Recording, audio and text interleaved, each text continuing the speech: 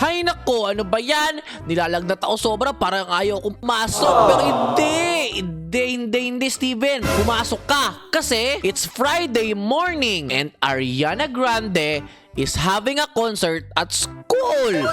You really wanna go, but you have a fever and you're burning with heat. Oh, no! Try to convince your weird strict mom that you aren't sick so you can go to school. Kailangan kong kumbinsihin yung magulang ko kasi kailangan ko makita si Ariana Grande sa school. Naku po, tignan nyo, nilalagnat ka talaga ako. Kawawa naman ako. Yes, today is the day Ariana Grande comes to school. Mom won't let me go to school through since I had a fever yesterday. I should try to convince her to let me to go to school. Tama, kailangan ko kumbinsihin yung magulang ko para pakita ko si Ariana Grande. Libre lang yun. Isipin nyo magko-concert si Ariana Grande, napakamahal ng ticket. Pero ngayon mga tropa, pupunta siya ng school para mag-concert. Kaya kailangan ko talaga makita si Ariana Grande. Kailangan ko kausapin nanay ko. Ma, saan ka na? Kailangan kita kausapin si Ariana Grande. Oh, gano'n si mama. Ma, sige na. Kailangan kong makita si Ariana Grande sa school namin. Sige na po, sige na po. Hey mom, since I'm the best son ever and I'm totally not sick at all, naku po! No, you have a fever. Naku po, wala nga akong sakit eh. Are you sure? Check again. Oo nga, pwede ka mag-check again. Oh, 114 Fahrenheit. Yep, say you got a fever. Stay at home. Oh my God. I gotta get colder somehow. I know, let's open all the windows. Nako! Iniisip ata ng magulang ko na sobrang init ko pa. Dahil sobrang init ko pa, kailangan ko buksan lahat ng window para lumamig ako. Ayun yung iniisip ko para payagan ako ng nanay ko makita si Ariana Grande. Buksan itong window ko dito. Sadali. Ano sige dyan? Bubuksan ko yung window dito. Yan na. Sige na. Bubuksan ko na ito lahat. Yan na.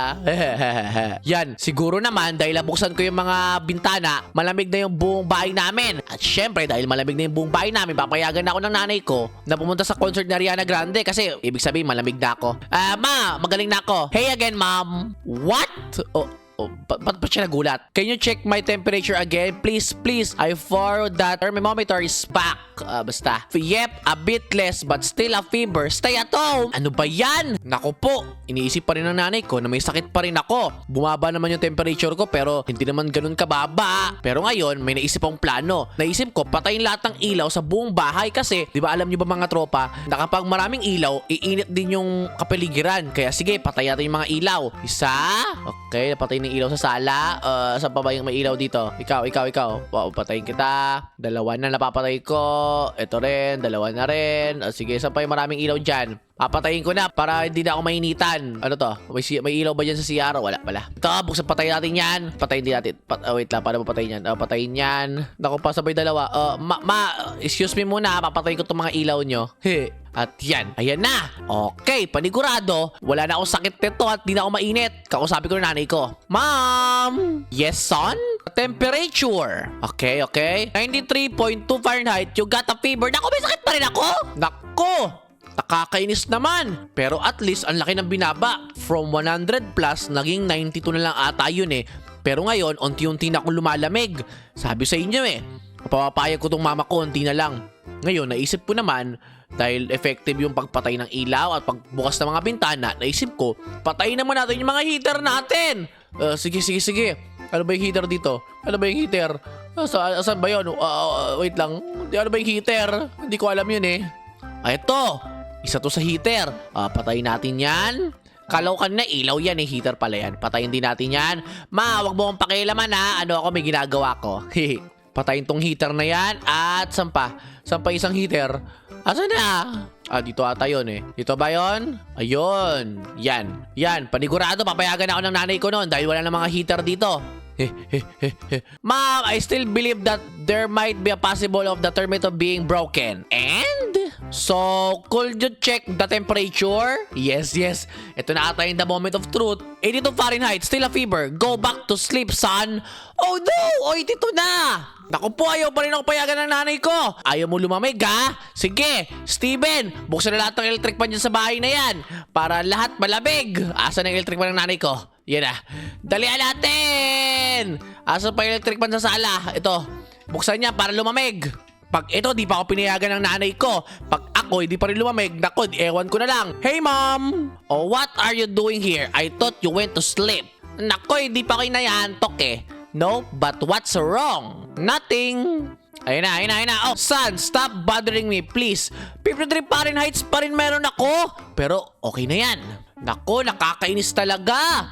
Unti na lang. 53 Fahrenheit na lang ako. Ibig sabihin, unti na lang lalamig na ako at mawawala na yung sakit ko. O ngayon, may naisip ako isang place para lumamig ako.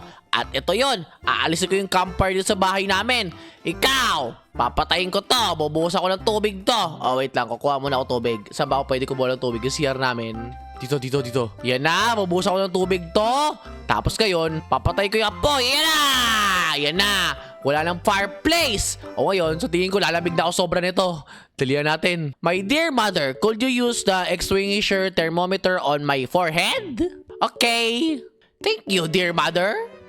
42 Fahrenheit, take a cold shower, son. You're going to burn away soon. Yan na, unti na lang, hindi na ako magkakasakit. 42 Fahrenheit na lang ako. Ibig sabihin, unting lamig na lang, mawawala na yung sakit ko. O ngayon, kailangan ko na maligo para lumamig ako lalo. Kasi sa tingin ko, wala lang akong ligo eh.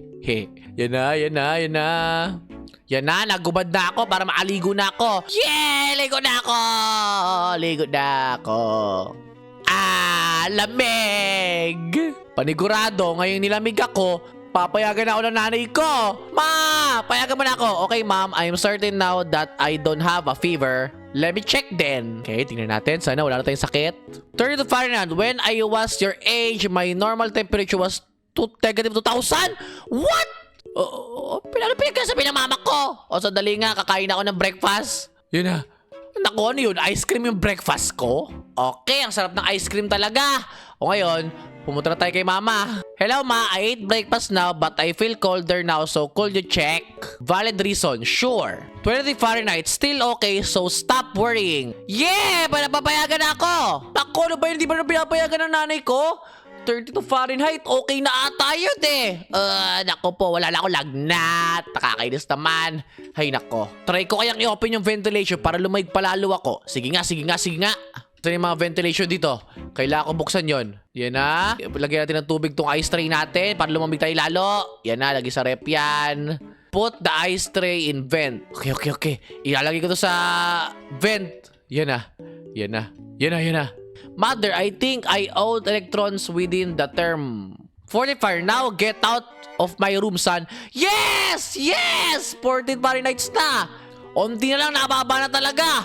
Naku po, unting-unti na lang. Dalihan natin, may naisip akong plano ngayon. Kailangan ko pumunta sa backyard, mga tropa. Sandali Kailangan ko pumunta sa backyard, Dalihan natin. Para makita si Ariana Grande. Yan. Oh, papasabugin ko na to. Ako! Yan na. Pinasunog ko yung lugar na to. Ayaw mo ko payagan, mama, ha? Bahala sa buhay mo. Temperature now. Negative 364 Fahrenheit. Go sleep. Naku, pinapatulog ako ng nanay ko. Need more coal. Naku po, kailangan ko ba maging malamig? Nakakainis. Fill the pool with liquid nitrogen in garage. Kailangan ko palamigin yung buong bahay para lumamig ako para manood ko si Ariana Grande. Ayaw payagan na nanay ko. Parang gusto niya ata negative 2,000 ako. Ano yun? Parang patay na tao na yun eh. Dali. Buksan natin yan. Naku po! Ang bigat ng daladala ko. Nakakainis. Pero hindi. Gagawin ko to para kay Ariana Grande. Bigat. Yan na. Lagay natin yan dyan. Yan na. Nagyelo na. Bilisan natin. Kausapin natin nanay ko. Panigurado, negative 2,000 yung temperature ko. Tingin ko lang. Ayun, no? Lamig na sa bahay. Lamig na. Mother, please check the temperature. No. Oh, bakit? Mother, please. Negative 554, son. This is still a fever. Stop wasting my time. Go to bed. No! Naku, nakakainis naman. Ayaw pa rin ako payagan. Nakakainis naman.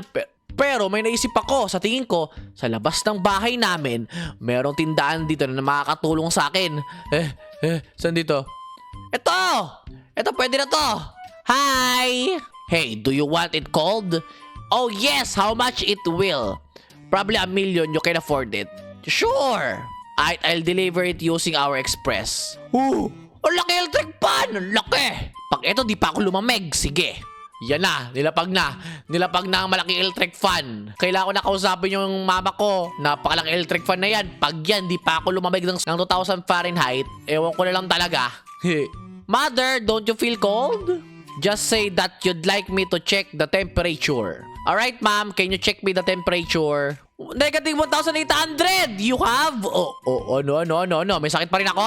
A fever! You need to stay at home still now! Negative 1,800 na ako! Nakakainis naman! Wala na akong choice! Ay, alam ko na. Meron pang choice.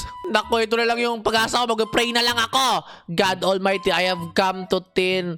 I don't know. Yeah, just some snow to make it cold. Will it be nice? Be, and it is. Naku, nag-pray na lang ako na sana magka-snow dito para lumamig ako. Oh my God! Tignan nyo! Nagka-yellow nga! Patingin ko, malamig na to. Pag ito, di pa ako lumamig, ha? Ewan ko na lang talaga. There's still a probability, ma'am. Yeah, okay. Negative 3,600. Wow, you don't have a fever. Yeah! Oh, sandali. Just kidding. Need more cold! Nako, isa na lang naiisip ko. At yun ay, maglalagay ako ng blanket sa sun. Yan na, tikman mo to! Kailangan ko si Ariana Grande. Kailangan ko lumamig. Takpan na yan. More!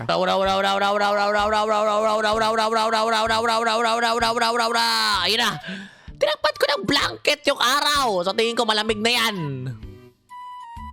Ayan na, sobrang lamig na. Pag yan, hindi pa rin ako pinayagan sa concert ni Ariana Grande, ha? Negative 21,600! What? Ang lamig ko na. Ay, hindi. Oh, you actually don't have a fever. Well then, go to school, I suppose. Yes! Makapunta na ako sa school at makikita ko na si Ariana Grande. Ito na yung bus ko. Pasakay po. Oh, naku po, nag-yellow na yung earth. Yeah! Nakita ko si Ariana Grande!